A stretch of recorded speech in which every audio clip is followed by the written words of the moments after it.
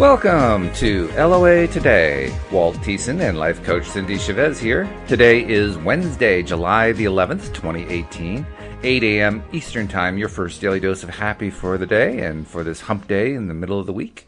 People like hump day. I always mention that because people like it. And I keep saying I never pay attention to it, but after saying it for 3 weeks in a row, I have to honestly say I'm paying attention to it now. So I guess I'm paying attention.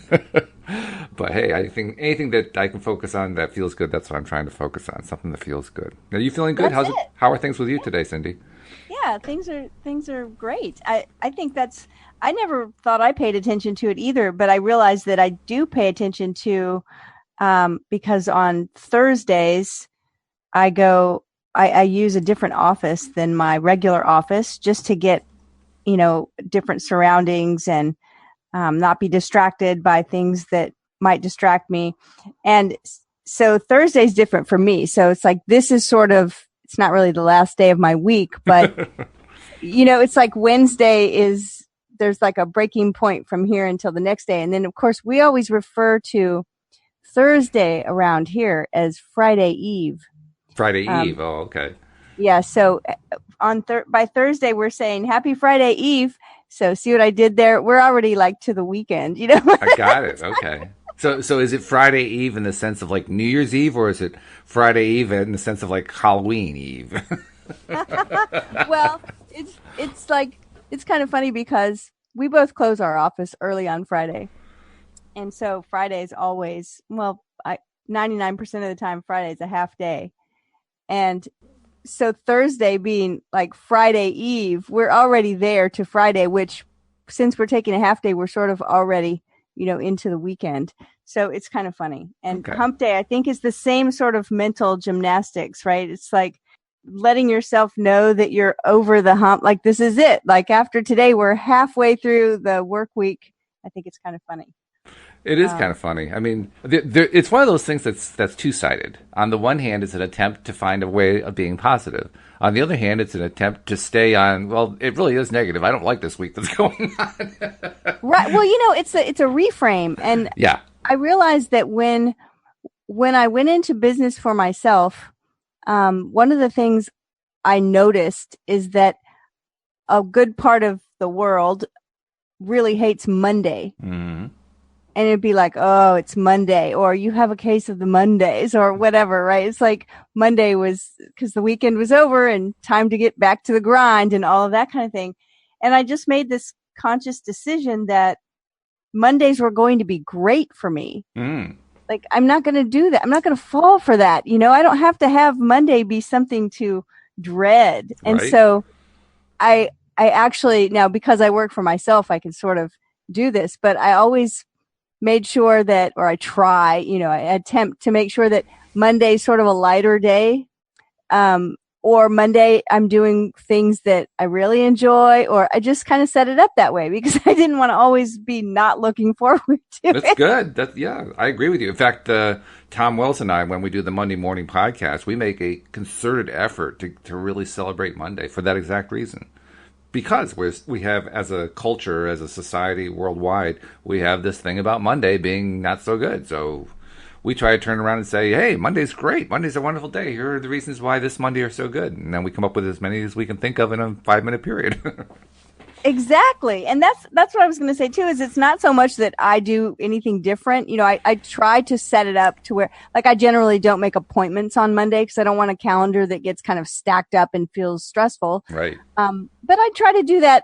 I try to make sure I'm not too stressed out about things anyway, so it's like Monday isn't that much different, but I definitely try to put that spin on it that Monday's awesome. So I wake up with the idea that how many great things can I find? I want to wake up like that every day, right? So it's just a decision to not get caught up in the dread of Monday. Plus, you mentioned stress. Well. You mentioned stress, and as soon as I heard that word, you know what I thought? I realized that we can stress. We're really good at stressing any day of the week. We don't have to limit it to Mondays. Yeah. I mean, right? there is not a single day of the week where we're not good at stressing. So why get pissed off at Mondays? Because we're stressing. It's not Monday's fault. Monday's only 1/7 of the week. I know. It's just another day. There will be another one and another one. I mean, hopefully. I mean, really, So the better plan is to figure out how to de-stress. And that's why I love what you talked about with me and what my wife talked about with me. The idea that stress is caused by improper breathing habits, just not breathing deeply, breathing very shallow and just barely enough to keep yourself alive. And wow, with that knowledge, all of a sudden we have a built-in tool for eliminating stress. Just stop, focus on breathing, and breathe for a bit. And all of yeah, a sudden just a you deep delete, breath. yeah, you just release the stress. It's like, whoa, this is good. This is a good thing. And when you think that stress is the symptom of shallow breathing, you really have to say that I must be breathing, the more stressed I am, the more shallow my breathing is, like on a consistent basis. Mm-hmm. It kind of reminds me of, it's not exactly the same, but breathing we sort of take for granted, right? Like Kind of, we don't yeah. think about it too much, and thank goodness, because if my breath always just depended on me consciously deciding to breathe, I wouldn't be here any You'd be dead, longer. yeah. But thankfully, it's a unconscious thing, but we can be conscious about it, deliberate about breathing deeply. And it reminds me about like staying hydrated, drinking water. Mm. Um, there was a book. I was thinking about this book the other day. I believe it's called Your Body's Many Cries for Water, something like that. Okay. And the author was an Indian man, a doctor. They called him Dr. Batman because I think his last name is actually something like Batmanjali, or Oh, I it's a see. long name, but it has like Batman at the beginning. So, Sure. but what he said he realized over time was that so many of the things that we naturally attribute to aging, like we say, oh, well, this is an elderly person. And then we can list all these things like they have arthritis or they have, just certain ailments that we attribute to aging. He said they are actually a symptom of chronic dehydration. Hmm. Like not dehydration, like you got stuck on a desert island and didn't have any water to drink for a week, but chronic slight dehydration. It's years and years and years of just being just slightly dehydrated, like where you don't really notice it. And I thought to myself, it's the same with the shallow breathing. Like we can live a pretty long life and still be stressed out and just never be breathing deeply enough, just like we can with water, where, we're not so dehydrated that we turn into a wrinkly, crunchy leaf, but we could be staying a little more hydrated, and it may help. And since stress is connected to dis-ease, and if hydration is too, then those are two things that, we can do pretty easily. True. Yeah. In fact, I'll add in a third one. We'll make this a triumvirate. Okay. The third one is Abraham pointing out that all disease is caused by a chronic negative thought. Yep. So combine these three together. What do we get? We get somebody who is chronically thinking negatively, breathing shallowly, and not drinking enough water on a regular basis, and they're likely to be diseased, they're likely to shrivel up, they're likely to have high stress in their lives. They're basically likely to have a miserable life. All because of shallow breathing combined with chronic negative thinking and not drinking enough water. Wow. That's amazing. And when you think about that, the I'm not sure how to use this word, but how it's chronic, right? How it's consistent. Right. But it's just a little bit below the line, right? It's like, right? It's like maybe you could throw sleep in there. But don't sleep quite enough. Don't drink quite enough water. Don't breathe quite deep enough. And my thoughts could be a little better, right? It's just like not way down at the bottom of anything. It's not that I'm on an island and I haven't had water forever. It's not that I haven't slept for a week. It's not that I never take a breath, but everything is just sort of a little below the standard that we actually want it to be. And even with our thoughts, right? It's like, I might not be a total, negative Nelly where everything out of my mouth and every thought I have is down, down, down and in deep depression. But maybe it's just right below the line where I'm always just sort of, like we talked about the feelings and about that neutral feeling. How do you, like when you don't have any preferences, Mm-hmm. where you're not up or down, but you're just kind of meh. Yeah. Yeah. It's like, what do you want? I don't care. Doesn't really matter, right? So all of those things sort of, to me, they kind of click, that they're all sort of in alignment with each other. And not the best alignment to be in either. Right. And so, but my thought is that it would be so easy to rise above that with just a little effort. And that's something. I mean, It doesn't take much. That's what you're really saying. It just doesn't take much to make the big shift. Yeah. Yeah. And that's interesting that you said it that way, because one of the things I know from coaching people is that, oftentimes we get fired up about something and we really want a big change in our life. And we try to go to an extreme to get that change.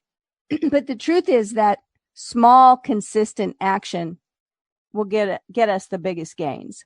And that's actually what we're talking about here. We're talking about like the lack of small, consistent action in the wrong direction. Well, yeah. And in fact, it occurred to me, one of the things that meditators often suggest is that you meditate first thing in the morning. And we like to do our energy raising. Louise and I try to do some sort of energy raising to get ourselves off on the right foot each morning. And I realized that while we are trying to focus on what's going right in our lives and, the weather's nice today, we're hoping it's going to stay that way, and, various easy things to pick like that, we don't actually spend a lot of time on the breathing. Why? Because we aren't doing a meditation routine. Well, that's interesting. Now, I've never really been much on meditating, but now it makes me think, even though I'm not a meditator, why can't I just do some deliberate breathing before we do the energy exercise? It's basically the same benefit. That's the point of the meditation, is to calm your mind and get your breathing going. Well, I can do that. I don't have to be a deliberate meditator. I can just say, I'm going to do some deep breaths here. And just do that for a few times, and I get the same effect, right? And that's what I'm always, I've often drawn this parallel for people, because meditation, and I'm guilty of this myself, and I am a meditator, right? And that is like putting it off, or, I skipped a day or skipped a week, or, I need to really get back into my practice, because it takes time. And it's a big excuse that we use for a lot of things. I don't have the time right now, and we put it off. So the thing I'm always trying to remember myself and teaching other people, it's like a deep breath. If you breathe into a count of 10, which is a really deep breath, and then exhale to a count of 10, and that's 20 seconds, and even if it's just 5, you can take 3 pretty good deep breaths and complete exhales, 3 full cycles in 30 seconds. Everybody has 30 seconds. Plus, you can be doing that breathing while you're doing other things. So it's really, there's no excuse for not doing it. It's just that we forget and we don't bring it into our awareness. So having the awareness to take a deep breath, and anytime you feel, we've spoken in the past week or so about what resistance feels like in the body, and bringing that into our awareness, being aware of, like, for you personally, for me personally, what that resistance feels like. When we feel it, take a couple deep breaths and let it become a default reaction to it, a default response to any kind of resistance. Because really, if you're holding your breath, there's resistance. That's true. Well, while you were talking there, I actually did a little test. I wanted to see how many breaths do I take in 30 seconds. And for me, it turns out to be 4. That's not with me trying to do any, holding the breath for any particular time. Just what's my natural breathing if I do deep breaths and releases at my normal pace. It's 4 full breaths in a half a minute. So that's 8 full breaths in a minute. Well, there's a well, I'm not sure if it's a Buddhist saying. It might be, but it says that you're not alive for a certain amount of minutes or seconds. You're alive for a certain amount of breaths. So you should make them deep and long. Interesting point. Yeah. Instead of the instead of the, I recognize sometimes if I'm feeling stress, I'll recognize that I don't think I'm breathing at all. It's like I'm holding my breath. It's like, don't do that. Well, I have noticed that when I'm feeling the most stress, it isn't so much that I hold my breath, although I do that. It's that I breathe raggedly. I'll breathe inconsistently. Sometimes it's a full breath, sometimes it's a half breath, a quarter breath. Sometimes it's like, and the more stressed I'm feeling, the faster they become because I'm being more stressful and so forth. And then there are times where I just kind of like, I notice something. I notice something that's not happy, something that doesn't make me feel good. I take that in, take a breath, and I just hold it. Oh, what do I do with it? The breathing is ragged. It's not consistent at all. Whereas when I slow myself down by taking the regular full breaths and do that for a few minutes, it's an entirely different experience from what I experience when I'm living in stress. Yeah, and I think sighing is another way Oh, yeah. it shows up. And it's funny because I think it's from my years and years of coaching people over the phone. Like, I don't coach in person usually. I have some clients that I meet with in person, but generally speaking, it's on the phone. And I like it that way because for some reason, my awareness and my ability to hear, I can almost hear a facial expression. Like I hear, I really listen deeply. And because of that, I think I'm really aware of people's breathing patterns when they aren't.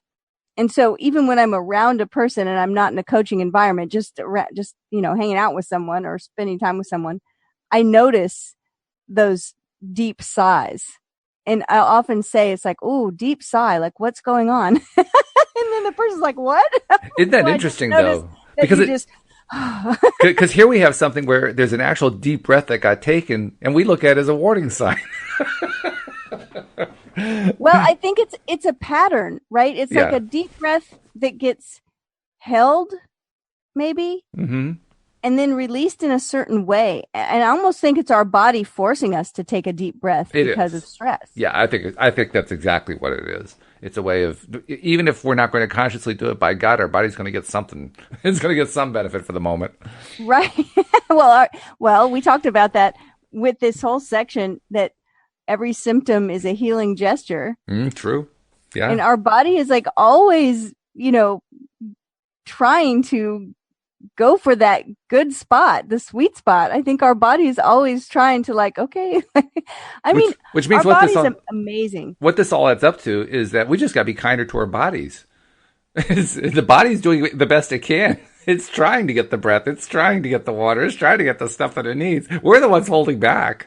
It's trying to let us know, right? Yeah. It's like trying to let us know, but it's often very subtle and we ignore it, of course. But I was thinking, yesterday, and then I woke up with this thought this morning about, and it's connected to our body and our senses, in that the whole idea that we talk about every day about guidance and about finding the better feeling thought and listening to our inner being guide us, and how we use our emotions to do that.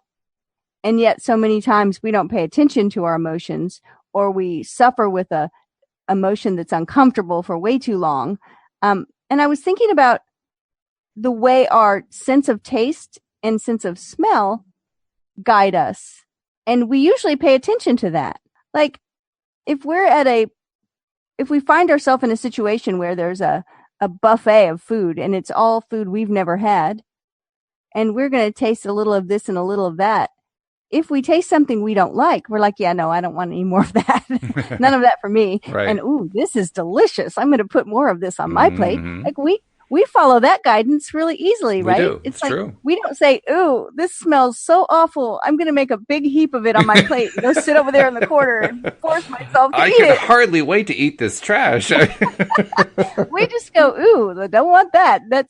Well, I guess I'll try this. Oh, it's better than I thought. That's good. I'll have more. I mean, it's so easy for us. So emotionally, we can follow that same thing, same path of guidance. Just listen. It's like, this doesn't feel good. I'm not going to do that. I think you helped explain something for me in Charles Dickens' book about Oliver Twist. Oliver asked for more porridge, and I always thought to myself, why would anyone want more porridge? It's really not very good stuff. But from his perspective, it was nirvana. And, well, I just think our bodies are marvelous. Our senses are marvelous. Our emotions are powerful and so useful to us if we just listen. True. Yeah. And now I want to use some guidance and help guide before we jump into where we are in the book, help guide our listeners over to our subscription page. Nice segue. I like it. That was very Yeah. good. Yeah, that was good. We would love for you, if you haven't yet, we would love for you to subscribe to the podcast. And how can they do that, Walt? Oh, it's real simple. I mean, this is like the original easy peasy. Literally, if you're not yet a subscriber, and most of our listeners are, and we love it. But if you're not yet a subscriber, just go, like Cindie said, to the homepage at loatoday.net. And literally, the instructions are right there. It takes a minute. It's not that long. It's not that difficult. You do a couple clicks and you're done.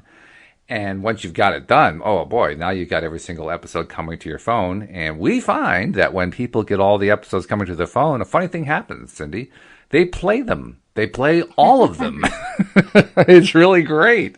I mean, our listeners are the most loyal listeners in the world, and they prove it by just listening to all the episodes, or at least to most of them anyway. Maybe they'll run across one like, I don't really want to listen to that one. But, 45 episodes a month, and they're listening to like 3/4 to 4/5 of them. I think they like the show. Well, I think it's wonderful because it's one of those things that you can do for yourself that will help keep you in alignment. Because just hearing these ideas and keeping them in your mind and in the forefront of the way you think will help keep you aligned. And the cool thing about it is we have so many people that let us know that they listen to the podcast while they're doing other things. And while they're doing chores, while they're doing things that maybe aren't as interesting, and they can just play this while they're out exercising or walking. And so, you can still get in all of this conversation while you're doing other stuff. I think that's cool. And it's very positive conversation. That's what I love about it. We've made it a conscious decision pretty much from the moment you guys came on board with us last December, a very conscious decision to keep everything as happy and positive as we can, because we recognize as co-hosts, as you guys as coaches, just how important it is to feed ourselves the good feeling stuff every day. Well, what better way to do it than through your favorite podcast? So please take a moment and subscribe.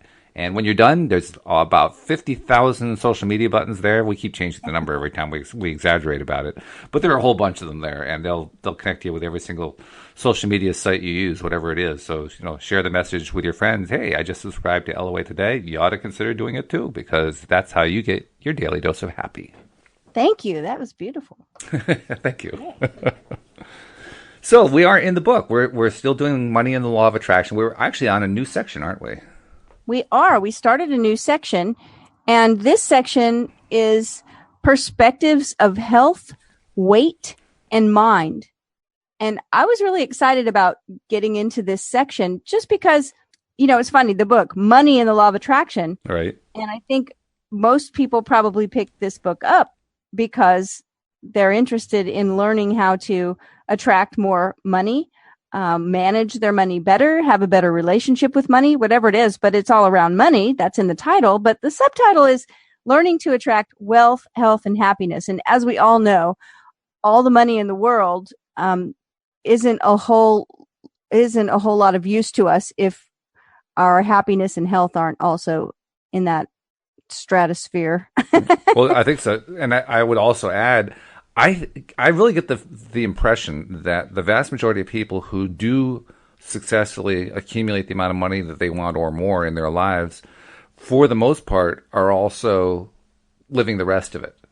Not that it's impossible to get there without, having a healthy body and a happy life and all that kind of stuff, because clearly there are people who do that, and they work themselves to the bone. I mean, they just drive themselves like crazy, and then they acquire wealth that way. But you really don't have to do it that way, it turns out. You really can do it just by getting yourself into a good place. And when you do that, everything improves. Your health improves. Your relationships improve. Your wealth improves. Your jobs and your career path improves. The things that you like to do with your life, those improve. Everything improves. You've heard me talk about the energy levels, and the predominant energy levels in the world are those lower energy levels. The level of the victim level, where people feel like everything's happening to me, you don't have any control. And then the conflict level, which is the next level, but that's also the level of competition. And so a great many people that are very successful have gotten their success predominantly from those energy levels. So you can do it. But it's usually at the expense of their health and their relationships. And Very we don't true. want that.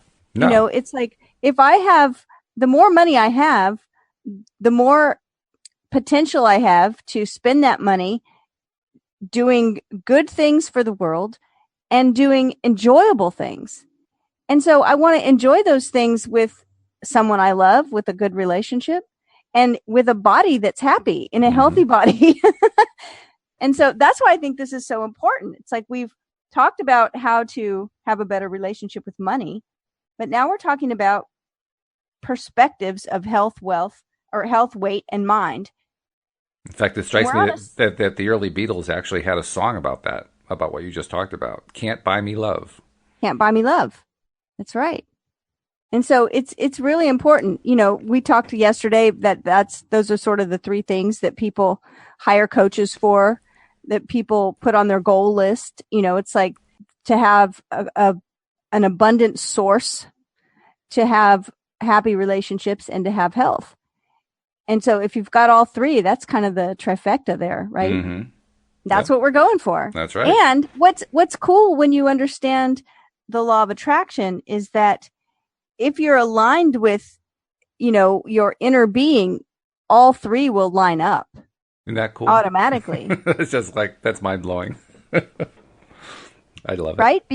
Because oftentimes we've got a couple of them and we don't have the other one. And I think sometimes that has to do with a belief system where people think they can't have it all. I'm making air quotes. Oh, I would say not just sometimes. I would say all the time. I agree with you. The other, or they don't feel like they feel guilty about it. Mm-hmm. In the same way that some people feel badly around money, like they feel like it's not fair. Well, it's not fair for me to have more money when there's these other people that don't have enough. It's not fair. How fair is it for me to have all the money that I need, a great relationship and health, when there's all these other people? You know, that comes into it too. And or it's not fair for that person to have all the money. Yeah. Yeah, that's not fair. They have it all, right? Right. And you know, that's true. You're so right about that. I think that was actually the very first thing that we studied in this book. One of the very first things is that when you find yourself, you know, with that kind of an attitude, with that kind of like, that's not fair. Why is it fair for them to have it all? You're cutting yourself out of the picture of having it all. Right. Because you're judging it as something bad. And in the course of judging it as something bad, you're basically keeping yourself on a track that it's bad. And so you get, drum roll, please. Right. You hold yourself away from it. Yeah. Yeah. Why would I, you know, it's the same idea of people that say, well, all rich people are jerks. Well, you don't want to be a jerk. So that's right. Yeah. Okay. Well, then I just hold myself over here and I'll keep myself out of the realm of ever being called a rich person. So I think it's the same with everything. It just occurred to me there are some people who attain wealth who have what many of us consider to be an antisocial attitude. I'm wondering if that's part of the way that they got there. Let me tell you what I mean.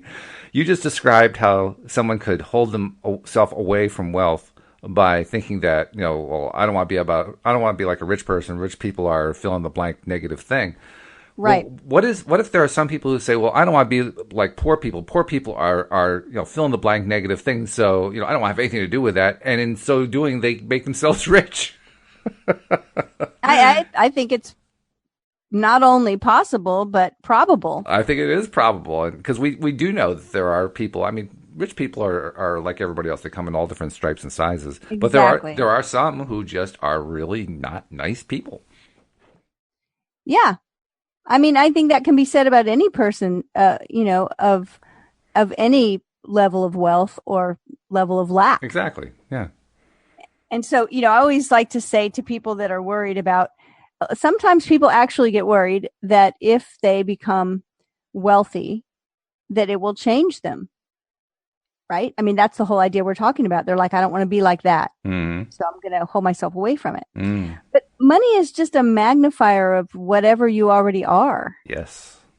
You know, Very true. if you're creative, money will give you the resources to buy more materials to create whatever you create. Mm-hmm. If you're generous, more money, more generosity. Mm-hmm. It's just going to magnify. And so that's another point, is stepping into that identity now. If you want, like, people say, well, I would give money. I would donate if I had money. Well, donate a little bit. There was nothing more fun than taking a $20 bill and asking the cashier for five or for four fives. 5 fives. That would be a good trick. That's a good one. Could you give me 5 fives for this? 4 $5 bills? Sounds like the old flim flam. I'll give you a 10 for 2 20s. Yeah. Right. And then just handing it out to random people. The smiles and the joy and I felt like I was handing out $100 bills, you know? So, all right. Well, before we take up too much time without diving in, we are on a section of the book in the paperback version. We're on page 143. I needn't compare my body to others, which I thought was funny because yesterday we talked about this a lot before we'd even gotten to the section about how often we compare not just our bodies, right? We compare our lives, our bank accounts, our environment, our relationship. And social media helps us compare. And interestingly enough, you ever notice how rarely we compare ourselves positively with others? It's always, we fall short compared to others in most of our mindsets. It's not that, I'm so much better at this than they are. No, it's like, well, she's got a better body than I do. You know, he's stronger than I am. He looks better looking than I am. You know. Yeah. God, we just beat ourselves up. Yeah, and it's not what we want. So no. I needn't compare my body to others. We would like to assist you in understanding that there is not one state of being that is the correct one, or even the most wanted one. For there are a great many varieties of states of physical bodies that have been intended by you as you emerged into this physical body. If it had been your intent to all be the same, more of you would be the same, but you're not. You come forth with all sorts of varieties of size and shape and flexibility and dexterity. Some are stronger and others are more agile. You came with great variety, adding all sorts of differences that are of tremendous advantage to the whole. You came forth in your great variety to add balance to this time and place. And so we would like to encourage you, rather than looking at yourselves and acknowledging you are lacking in this or in that characteristic, as most of you do, we would like to assist you in looking toward the advantages of that which you are. In other words, as you are assessing or analyzing your physical body, spend a greater part of your time looking for the advantages that it offers, not just to you, but to the balance of all that is. That last statement there, that last one, always tended to throw me whenever I saw that, or something equivalent to it in an Abraham passage. The balance of all that is. In other words, proposing the idea that we can not only recognize our contributions to our own lives, but to our contributions to the larger source energy. And I always found that to be a little difficult to envision, a little difficult to imagine what that is. I don't know what I'm contributing in one sense. I mean, in another sense I do, I suppose. But in some ways, it's like, I don't really know. I'll probably not know until, my life is done. And I'm looking back and say, oh, I guess that's what I did. But a lot of the time, I don't know. Yeah, and it's not just about what we've done, right? It's what we are. And that is interesting, because that's what it says. It says, we'll read it again. And so we'd like to encourage you, rather than looking at yourselves and acknowledging that you're lacking in this or that characteristic, as most of you do, we'd like to assist you in looking toward the advantages of that which you are. In other words, as you are assessing or analyzing your physical body, spend a greater part of your time looking for the advantages that it offers, not just to you, but to the balance of all that is. So I'm like, the balance of all that is. And we're talking about physical characteristics and the balance of all that is. Yeah. I'm like, well, I'm 5'1". Walt is 6'8". So yeah, we're like a Mutt and Jeff. There's the balance. We have tall people. We have not so tall people. But yeah, that's an interesting thought. The advantages. I'm not sure how to, I'll have to ponder that because I don't know spend a greater part of your time looking for the advantages that your physical body offers to the balance of all that is. Yeah, I don't even know how to begin to evaluate that one. I don't know where to start. Do I start with, well, actually, I do have one place I can start. And that is if Louise and I are shopping and people see how tall I am and somebody's looking up on a top shelf, occasionally someone will say, can you get that for me off the top shelf? So then I can be a benefit to somebody else in that way. So then I do get the feeling of, okay, here's how at least my physical body is contributing to somebody else's well-being. Okay, well, that's good. I still don't know how to add in the who you are part. And I'm over here thinking, I've done that before. I've looked around for someone much taller than me and said, could you grab that for me? Right. Well, let's keep moving forward. Sometimes when we have a question, it gets answered. So this part Almost is Jerry always. asking the question. Yeah, we'll you're right. let you go here. Okay, so let's see what Jerry says. Jerry says, I recall that when I used to work out on a trapeze with the circus, Jerry had quite a life, I tell you. Wow.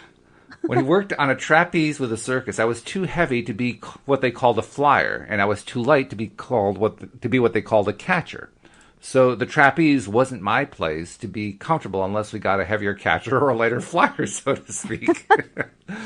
So I was still an aerialist, but I performed what was called an aerial bar act, where nobody had to catch me and I didn't have to catch anyone. But I didn't see myself lacking because I didn't think that I should have been bigger or smaller. I just found something I liked to do that still gave me the same general feeling of performing as an aerialist. And Abraham says, good, that's excellent. Yeah, right. What else are you going to say to that? Like, wow, he ran away and joined the circus. That's amazing.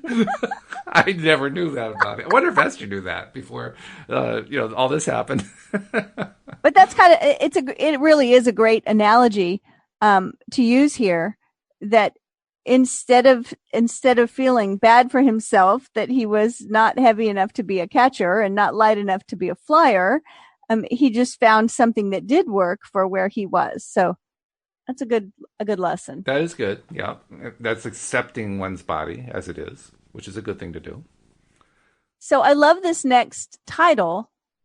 What if I saw myself as perfect?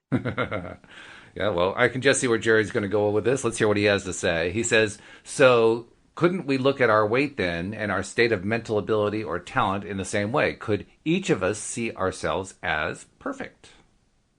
And Abraham says, we're not necessarily encouraging you to look at whatever your current state is and proclaim it as perfect. Mm-hmm. Because you will always be striving for something that is just beyond what is.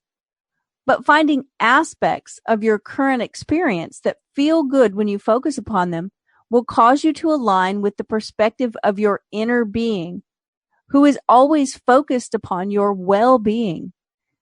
We encourage you to feel for the agreement between your thoughts about your body and your inner being's thoughts about your body, rather than trying to get the conditions of your body to agree with conditions of other bodies that you see around you. Yeah, that's a good point right there. And that is really good. And I'm also thinking, as you're reading that, I'm really liking my new label for inner being. I've been calling my inner being to myself the rest of me. Oh, wow. So, I always refer to it as my wiser self, my higher, wiser nice. Self. That's good. Yeah, my older, higher, wiser me, right? I like this idea. They say, no, we're not trying to get you to just label what is as perfect, because we realize you're always going to want to reach for something that's just a little better. Mm-hmm. But we want you to find that alignment between you and the rest of you, between you and your wiser self. I know, it reminded me of this idea of comparing, trying to get the conditions of your body to agree with conditions of other bodies that you see around you. If you talk to any person that is a hairstylist, they'll tell you a million stories of people coming in with a picture, right? Right. And they're like, I want this haircut. And it's like, okay, but you have fine straight hair, and this person in this picture has 3 times more hair than you, and it's curly. So I can cut your hair like that, but it's just not going to look like that. That's not you. Plus, the person in the face has in the picture has a very long face. You have a round face. This is not going to be a good fit. Right? So it's like, and we do this. We do this. So I'm glad they're bringing this up. It's this, rather than trying to get the conditions of your body to agree with conditions of other bodies, we want to find that alignment, agreement, they call it here, actually. You notice that? That's we true. Encourage you to feel for the agreement between your thoughts about your body and your inner being's thoughts about your body. Yeah. And that's why I also like using my phrase, the rest of me, because if I insert that into this last sentence, that sentence becomes, we encourage you to feel for the agreement between your thoughts about your body and the rest of your thoughts about your body. And now all of a sudden, it's all me. It's like I can't separate it anymore. It's just the rest of me. I love that. I have a friend who is a hypnotist, and I think she got this phrasing from hypnosis, but she would use it sometimes, outside of hypnosis. She would say to you, if you came to her and you had an issue that you were talking out and you're saying, well, I'm not sure if I want to make this choice or that choice. And she would say, what does your body mind say? Oh, that's a good one. And every time, I'm not saying she asked me this question a lot of times, but the handful of times that she asked me, it always sort of took me out of the moment, like, whoa, it's like, because it's an unusual question, but I'm telling you, I always had an answer for her, like, and it often was different than what I thought, right? It was like, what does your body mind say? Oh, wow. It says this. So I love all these little ways of looking at things. It's fun too, and kind of funny for me that for years, long before I discovered the law of attraction, I thought I knew my own mind. And I really did believe that. And then I learned this concept of inner being and recognized to some degree that it was the rest of me. And I even recently discovered and started using this phrase, the rest of me, to describe it. And I recognized that for the longest time, I only knew half of my mind. I knew the physical half. I didn't actually know the other half at all. I had no communication with it that I was aware of. I mean, I'm sure the rest of me was trying to communicate, say, hey, Walt, wake up. But I wasn't getting the message, so I didn't really know my mind as well as I thought I did. It wasn't until I started studying this stuff that I really started learning about my whole mind and learning and knowing my whole mind, not just the physical part. That's really interesting. I think because our inner being speaks to us through our body and through our feelings and emotions.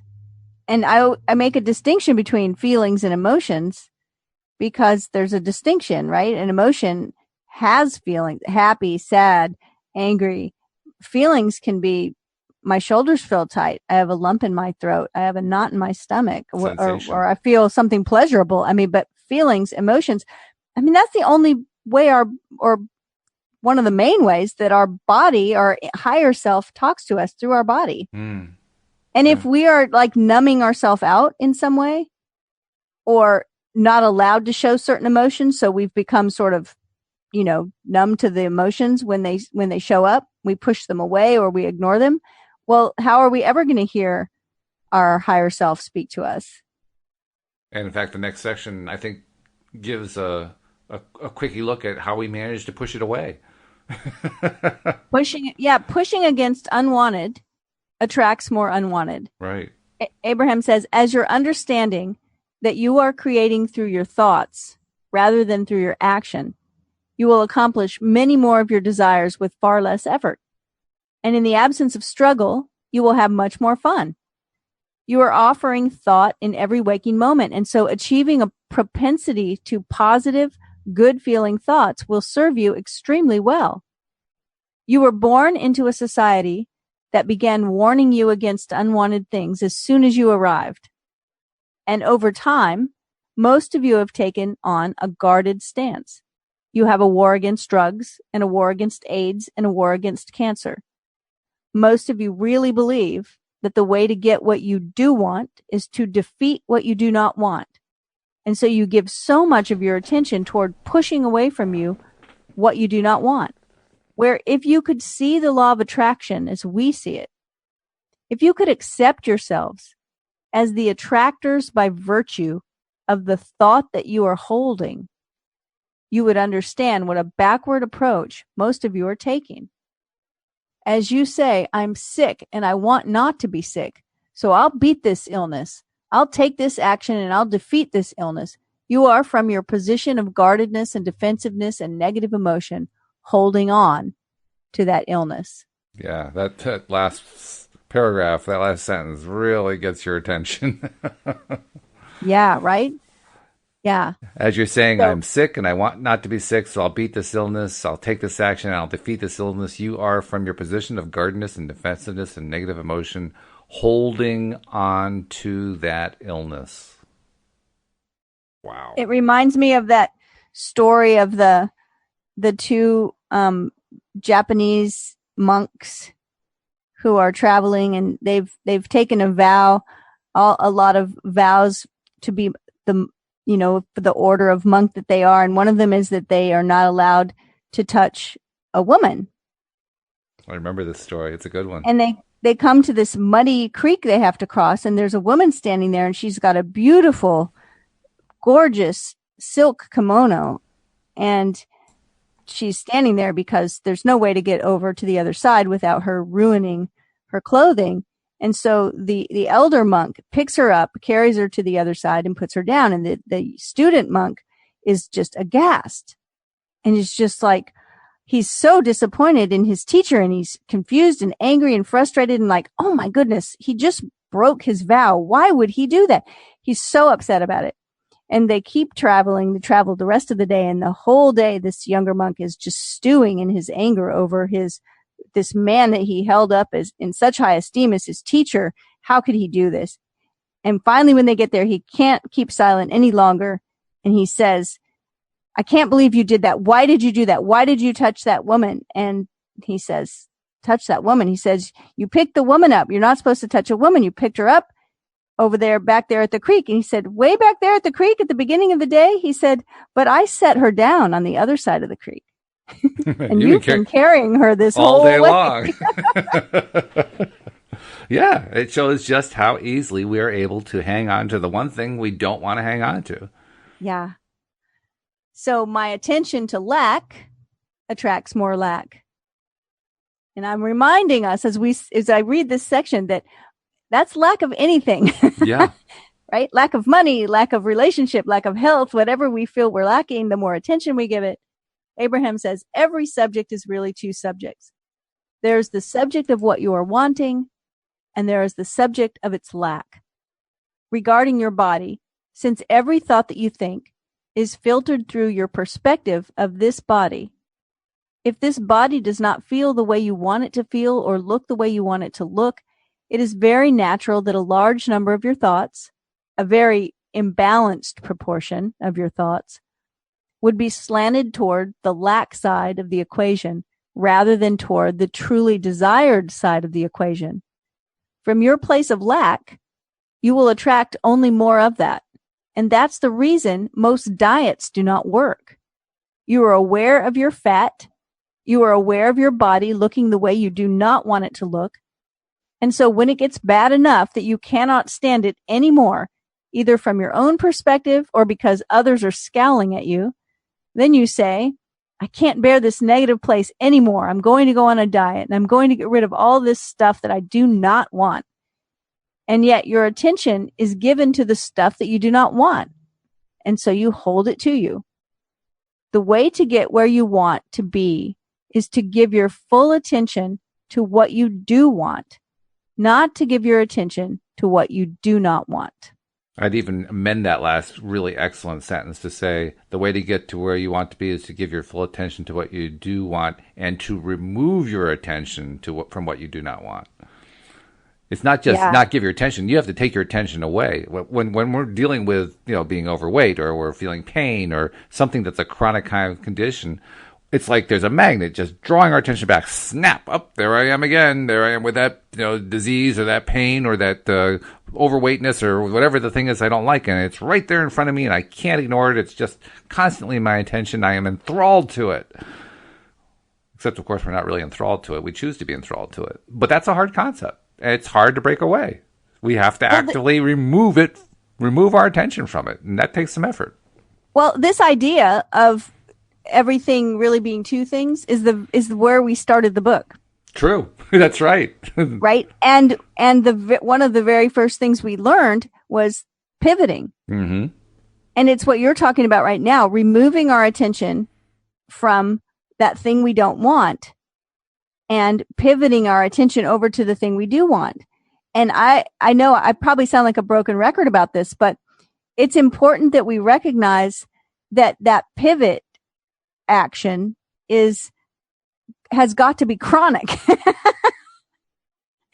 Meaning every time we catch ourselves focusing on what we do not want, we need to remove ourselves from thinking about that by pivoting over to what we do want. And it might be 1,000 times in a day. I mean, it just might be consistent, but we need to be consistent about pivoting to the thing we want.